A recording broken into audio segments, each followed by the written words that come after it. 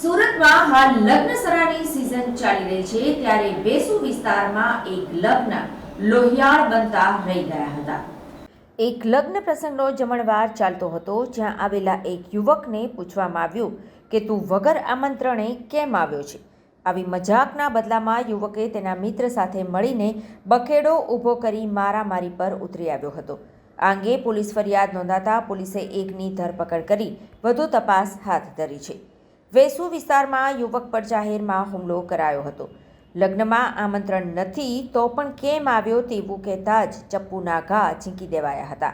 હુમલાખોર ચિરાગ પટેલે નીરજ પટેલ અને અન્ય લોકો પર ચપ્પુથી હુમલો કર્યો હતો।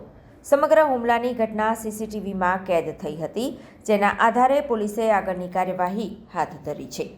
વેસુ પોલીસે હુમલાખોર ચિરાગ પટેલની ધરપકડ કરી છે, જેની તપાસમાં ચિરાગ પટેલ અગાઉ પણ પોલીસ કર્મી પર હુમલો કરી ચૂક્યો હોવાનો ગુનાહિત ઇતિહાસ સામે આવ્યો છે। સામાન્ય બોલાચાલીમાં ઉગ્ર બની જતા આરોપીને પોલીસ કાયદાનું ભાન કરાવે તેવી આશા ફરિયાદીએ વ્યક્ત કરી હતી।